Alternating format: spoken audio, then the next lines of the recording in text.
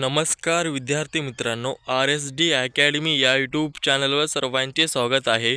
आजच्या व्हिडिओमध्ये आपण मुंबई उच्च न्यायालय भरती 2026 या पदाकरिता शिपाई, हमाल, लिपिक या पदाकरिता अत्यंत महत्त्वपूर्ण प्रश्नसंच पाहणार आहोत। तरी व्हिडिओ सर्वांनी शेवटपर्यंत पाहायचा आहे। व्हिडिओ आवडल्यास व्हिडिओला एक लाईक आणि चॅनलला सबस्क्राईब करायचं आहे। चला तर मित्रांनो, व्हिडिओला सुरुवात करूया। प्रश्न क्रमांक पहिला, खालीलपैकी कोणत्या जिल्ह्यात चामड्याच्या वस्तू बनविण्याचा उद्योग मोठ्या प्रमाणात चालतो? खालीलपैकी कोणत्या जिल्ह्यात चामड्याच्या वस्तू बनविण्याचा उद्योग मोठ्या प्रमाणात चालतो? याचं करेक्ट उत्तर आहे मित्रांनो कोल्हापूर। कोल्हापूर या जिल्ह्यात चामड्याच्या वस्तू बनविण्याचा उद्योग मोठ्या प्रमाणात चालतो। प्रश्न क्रमांक दुसरा, भामरागड टेकड्या खालीलपैकी कुठे स्थित आहेत? भामरागड टेकड्या खालीलपैकी कुठे स्थित आहेत? याचं करेक्ट उत्तर आहे मित्रांनो गडचिरोली। भामरागड टेकड्या गडचिरोली इथे स्थित आहेत। प्रश्न क्रमांक तिसरा, ओडिया ही भाषा प्रामुख्याने कोणत्या राज्यामध्ये बोलली जाते? ओडिया ही भाषा प्रामुख्याने कोणत्या राज्यामध्ये बोलली जाते? याचं करेक्ट उत्तर आहे मित्रांनो ओडिसा। ओडिसा या राज्यामध्ये ओडिया ही भाषा प्रामुख्याने बोलली जाते। प्रश्न क्रमांक चौथा, भारत देशाच्या आग्नेयस कोणत्या प्रकारचा राष्ट्र आहे?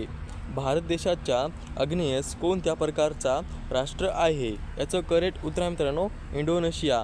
भारत देशाच्या आग्नेयस इंडोनेशिया प्रकारचा राष्ट्र आहे।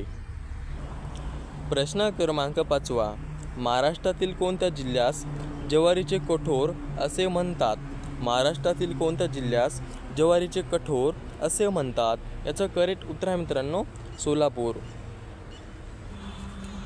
प्रश्न क्रमांक 6, महाराष्ट्रामध्ये सर्वाधिक कमी वनांचे प्रमाण कोणत्या प्रदेशामध्ये आहे? महाराष्ट्रामध्ये सर्वाधिक कमी वनांचे प्रमाण कोणत्या प्रदेशामध्ये आहे? याचं करेक्ट उत्तर आहे मित्रांनो मराठवाडा। मराठवाडा या प्रदेशामध्ये कमी वनांचे प्रमाण आहेत। प्रश्न क्रमांक 7, कर्नाळा अभयारण्य पुढीलपैकी कोणत्या जिल्ह्यात आहे? कर्नाळा अभयारण्य पुढीलपैकी कोणत्या जिल्ह्यात आहे? याचं करेक्ट उत्तर आहे मित्रांनो रायगड। कर्नाळा अभयारण्य रायगड या जिल्ह्यात आहे। प्रश्न क्रमांक 8, काटेपूर्ण अभयारण्य पुढीलपैकी कोणत्या जिल्ह्यात आहे? काटेपूर्ण अभयारण्य पुढीलपैकी कोणत्या जिल्ह्यात आहे? याचं करेक्ट उत्तर आहे मित्रांनो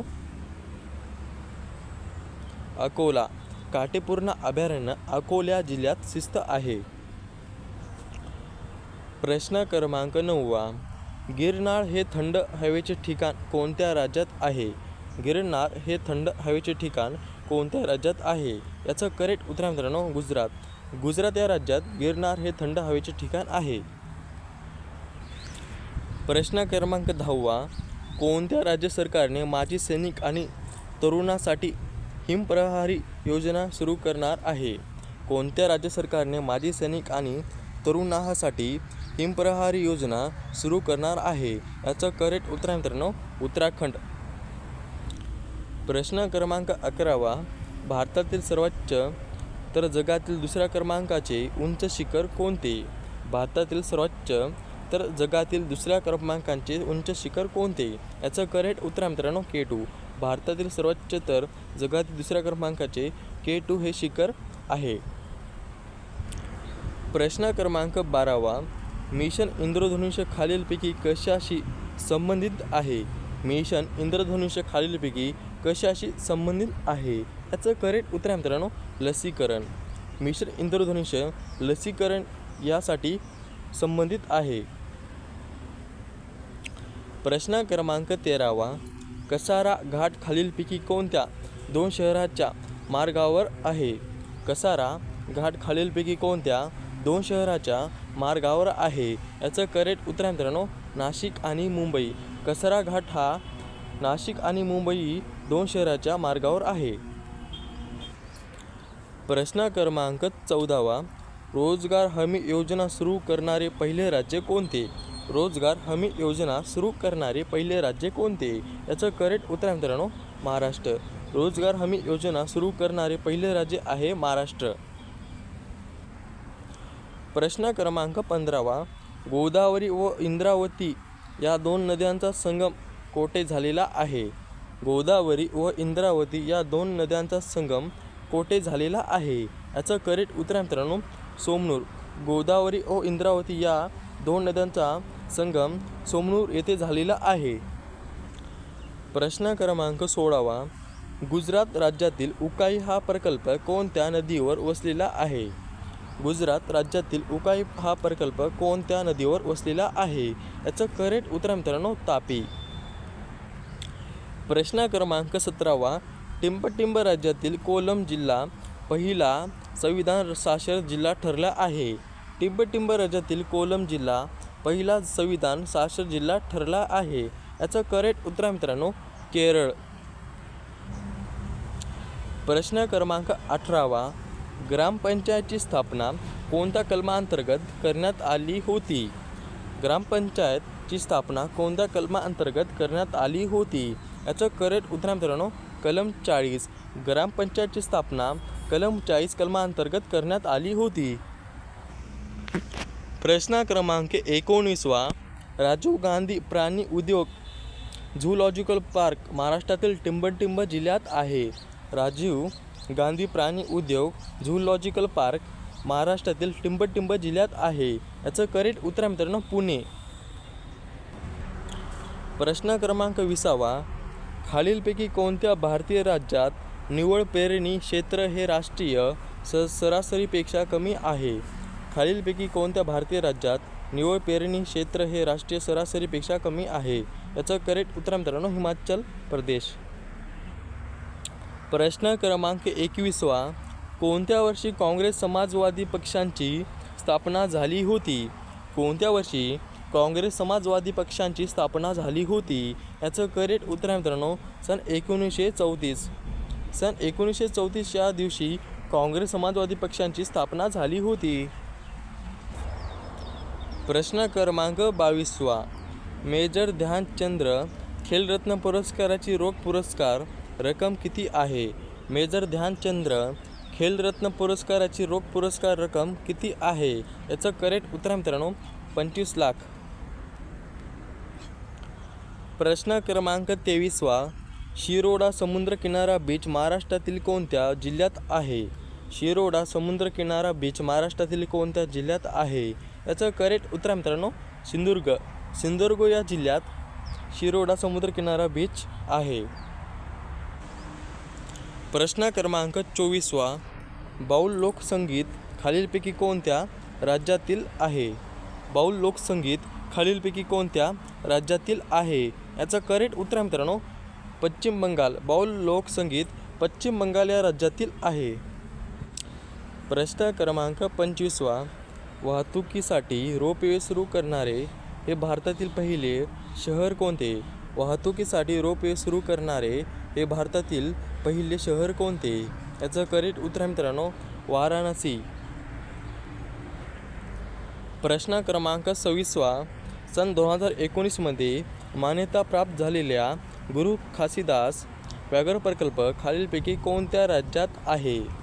सन 2019 मध्ये मान्यता प्राप्त झालेल्या गुरु घासीदास व्याघ्र प्रकल्प खालीलपैकी कोणत्या राज्यात आहे? याचं करेक्ट उत्तर आहे मित्रांनो छत्तीसगड.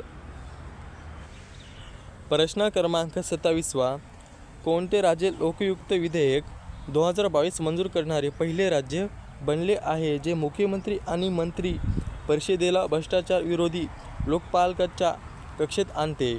कोणते राज्य लोकयुक्त विधेयक 2022 मंजूर करणारे पहिले राज्य बनले आहे जे मुख्यमंत्री आणि मंत्री परिषदेला भ्रष्टाचार विरोधी लोकपालाच्या कक्षेत आणते? याचं करेक्ट उत्तर मित्रांनो महाराष्ट्र राज्य.